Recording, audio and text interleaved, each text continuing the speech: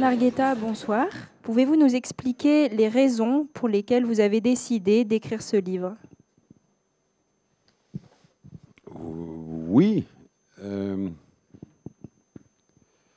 Écoutez, la première, c'est que je reçois à la fin du mois de juin un coup de fil du patron des éditions du Seuil qui me dit: écoute, tu es à peu près le dernier à défendre un jour sur deux à ton micro l'unité européenne.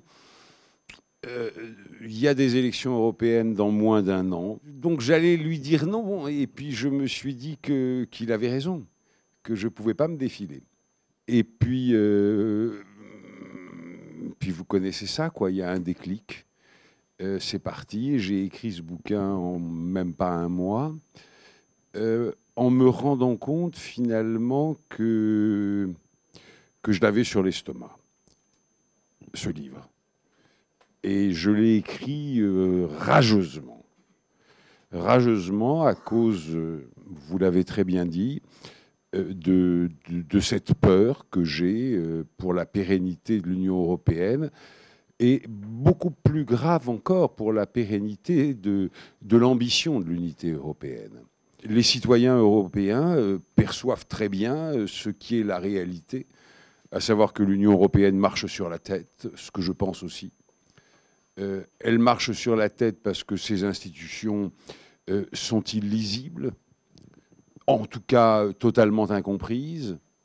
Je me corrige moi-même parce que, en vérité, elles ne sont pas si illisibles que ça. Mais le fait est qu'elles ne sont pas comprises.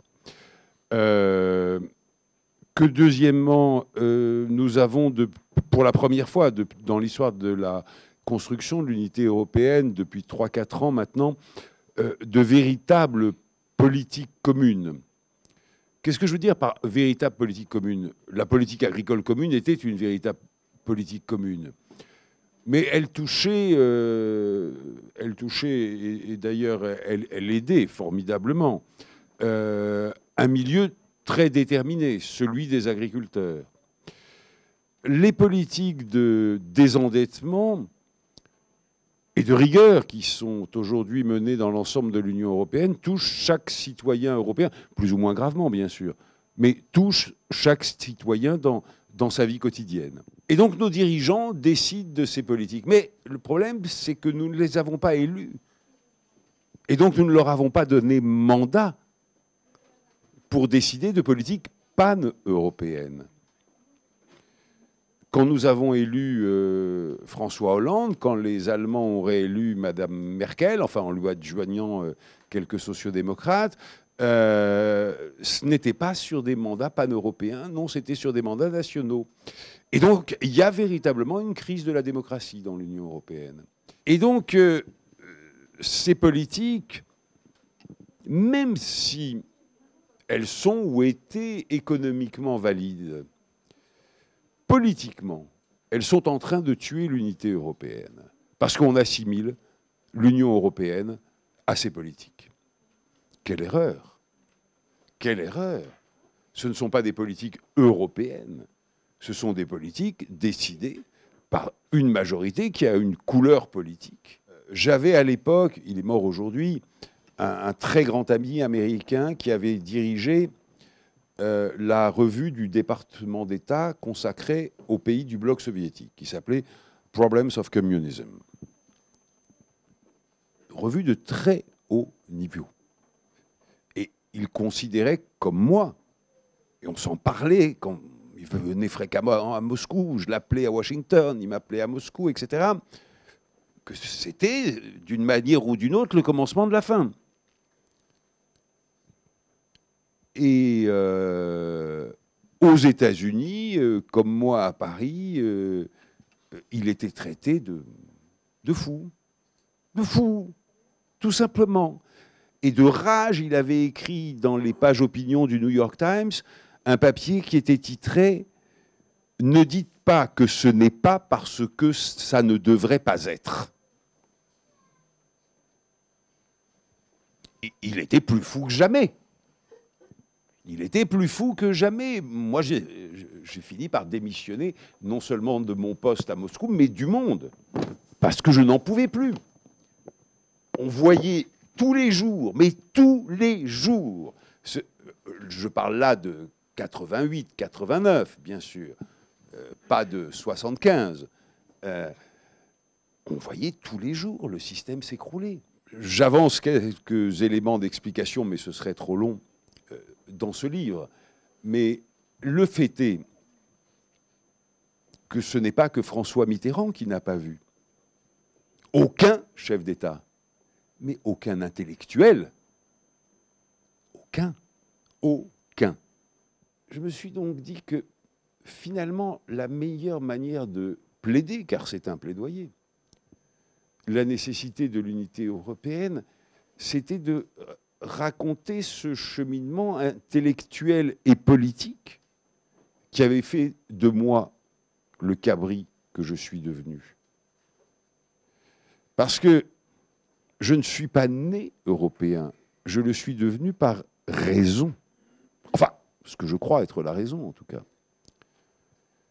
Et c'est ça que j'ai voulu raconter. Premièrement, je suis tout à fait convaincu qu'il ne faut pas, bien qu'elle soit obsolète, mauvaise, incompréhensible, etc., essayer aujourd'hui de changer les institutions européennes.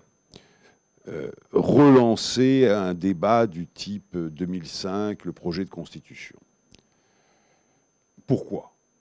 Parce que si les institutions actuelles ne sont pas comprises,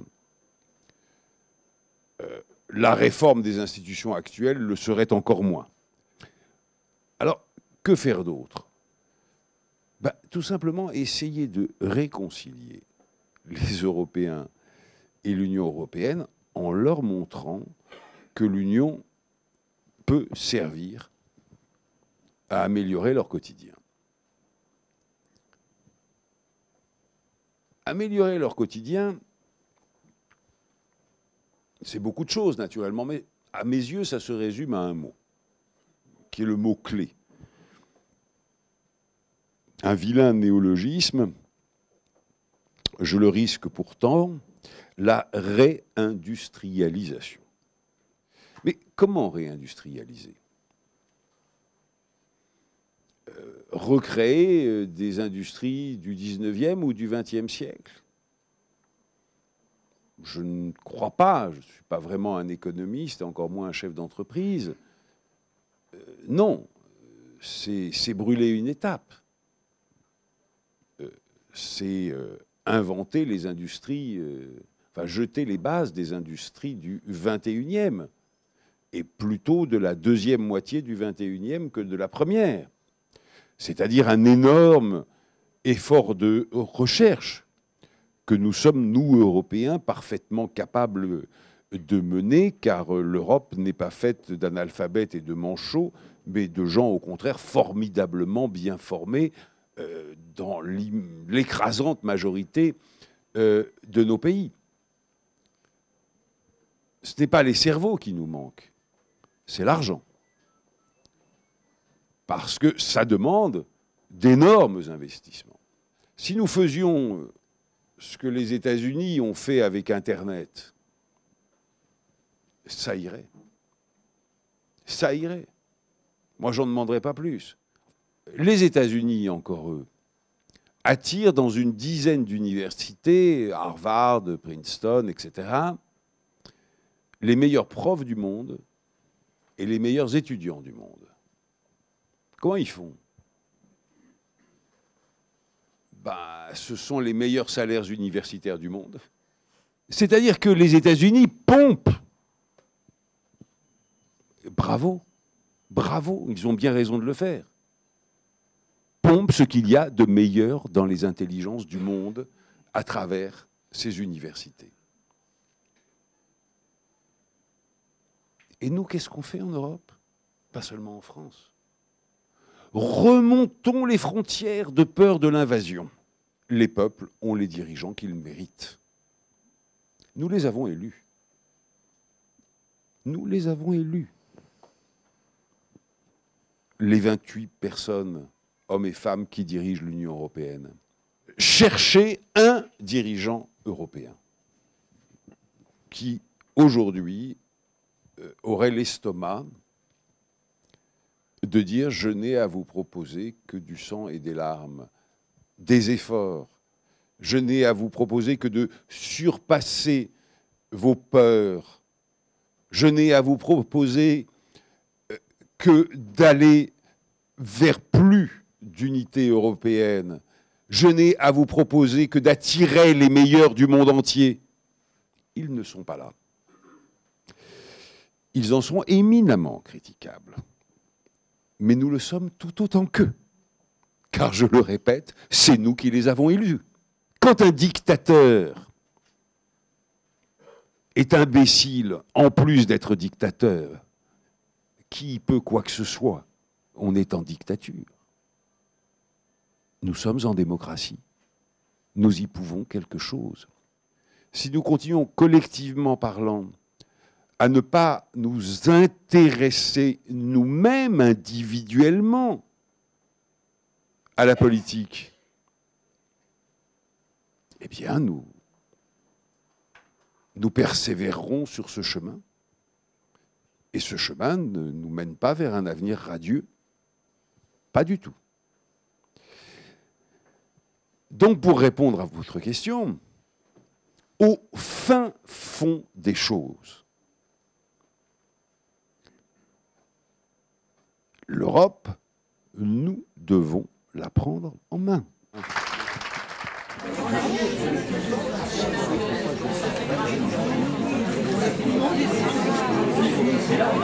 Oui.